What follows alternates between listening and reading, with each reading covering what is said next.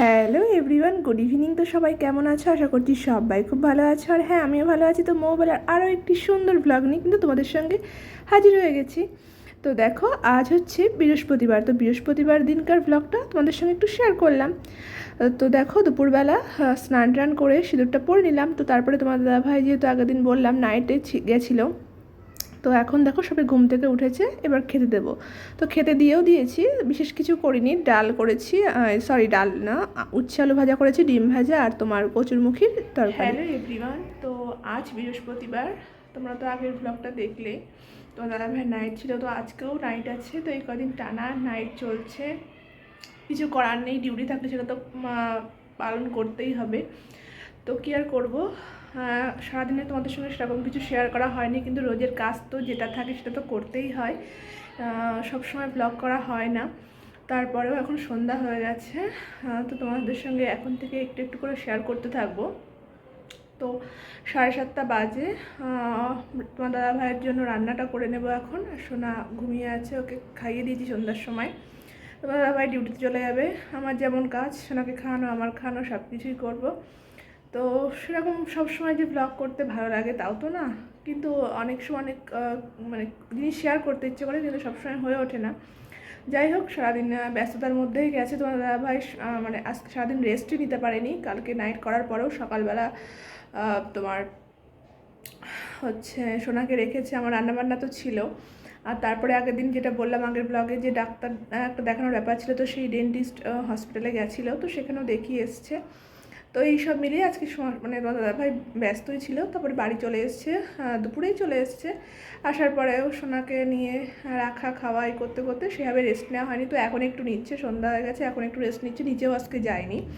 তো এই আর কি, সোনা তোমার দাদাভাই দুজনেই একটু ঘুমাচ্ছে এই জাস্ট সারাদিন পরে। তো আমি এখন টুকটাক কাজগুলো সেরে নেব। তো তোমরা প্লিজ ভিডিওটা কন্টিনিউ করো, আশা করি তোমাদের ভালো লাগবে। হ্যালো এভরিওয়ান, তোমরা অলরেডি ব্লগটা দেখা কিন্তু স্টার্ট করে দিয়েছো। তো তোমাদের সঙ্গে আজ একটু অন্যরকম ব্লগ শেয়ার করি, অন্য দিনের থেকে একটু আলাদা বলতে পারো। তবে হ্যাঁ, এটা কিন্তু কোনো মোটিভেশন বা তোমার কোনো জ্ঞান দেওয়া ভিডিও কিন্তু নয়।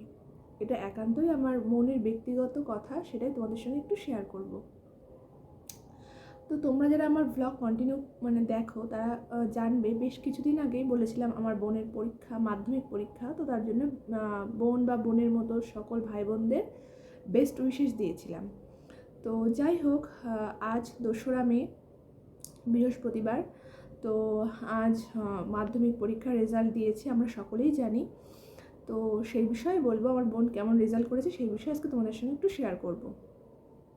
তো প্রথমেই বলি, ওটাই বললাম যে আজকে টোটাল ভিডিওটা যে বিষয়ে কথা বলবো, এটা কিন্তু কোনো মোটিভেশনাল কথা বা জ্ঞান দেওয়ার কথা বলবো না। এটা আমার মনের কথা, ব্যক্তিগত কথা, আমার বোনকে বা বোনের মতো সকল ভাই বোনদের উদ্দেশ্যে এই কথাগুলো আজকে বলবো। তো আমার বোন কেমন রেজাল্ট করেছে এটাই তোমাদের সঙ্গে আজকে শেয়ার করব। প্রথমেই বলি, আমার বোন মাধ্যমিকে ফার্স্ট ডিভিশন পেয়েছে। তবে আশানুরূপ নাম্বারটা হয়তো সে পায়নি, আর একটু পেলে আমরা সবাই খুশি হতাম, এটা সত্যি কথা। ও যতটা চেয়েছিল ততটা হয়নি, তার অনেক কারণ আছে, সব মিলিয়ে হয়নি। যাই হোক, সেগুলো নানা কারণ, তার জন্যই হয়তো হয়নি। নানা কারণ থাকে প্রত্যেকটা জিনিসের পেছনে, সেটা অন্য কথা। কিন্তু আমি আজকে কিছু কথা শেয়ার করব তোমাদের সঙ্গে। বিষয়টা এমন নয় যে না, আঙুর ফল পায়নি, আঙুর ফল টক, এরকম বিষয়টা না যে আঙুর ফল পায়নি বলে আঙুর ফল টক, সেটা একদমই নয়। ভালো নাম্বার পেলে তো সবারই ভালো লাগে, সেটা তো সত্যি কথা। পরীক্ষা সাকসেস বা সফলতা যেটাই বলো না কেন, সবটাই কিন্তু একটা মানে প্রতিটা জীবনের প্রতিটা পর্যায়ে কিন্তু আসতেই থাকে। পরীক্ষা শুধু একমাত্র যে ক্লাসের পরীক্ষা বা এটা কিন্তু পরীক্ষা না, এটা একটা পরীক্ষা তো অবশ্যই, ক্লাসের পরীক্ষা, কিন্তু জীবনে কিন্তু মানুষের প্রতিটা পদক্ষেপে কিন্তু নানান ধরনের পরীক্ষার মধ্যে দিয়ে যেতে হয়। সফলতাও তেমন, কখনো সফল হতে হয়, কখনো ব্যর্থ হতে হয়। তো সফলতা ব্যর্থতা এটা নিয়ে কিন্তু চলতে থাকে পরপর। তো এটাই বলবো যে এটাই যে মানে চরম পরীক্ষা বা এটাই শেষ পরীক্ষা এরকম কিন্তু ভাবার একদমই কারণ নেই। পরীক্ষা আসবে, আবারও আসবে।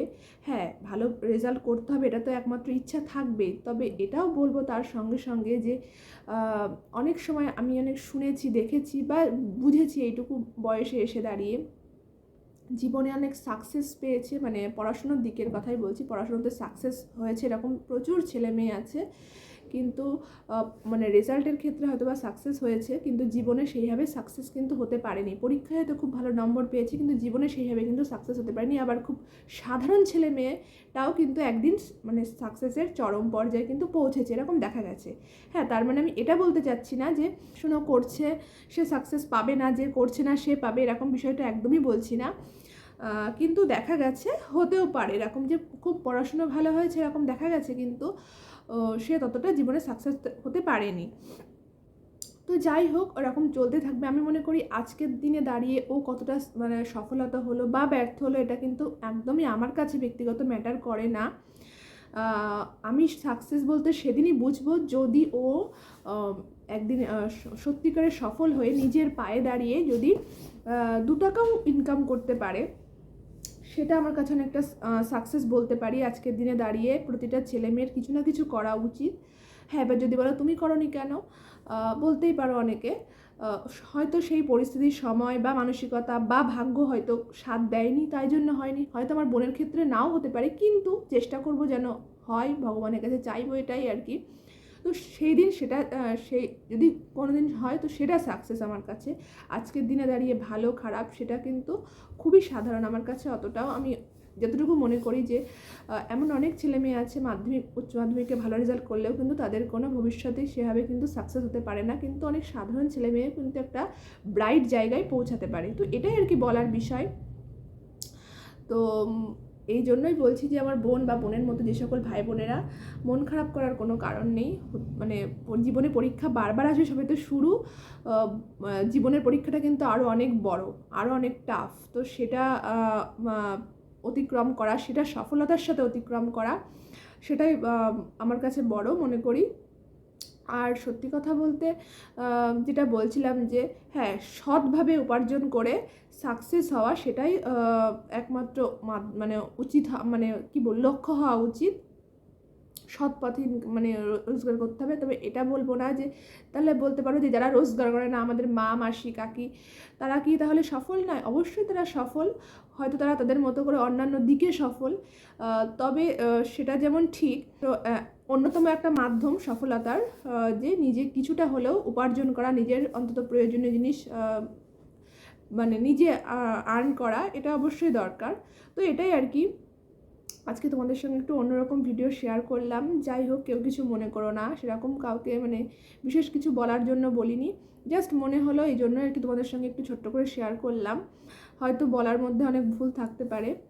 তো যাই হোক, আজকের মতো ভিডিওটা এই পর্যন্ত, দেখাবে নেক্সট কোনো ব্লগে। ততক্ষণের জন্য বাই বাই।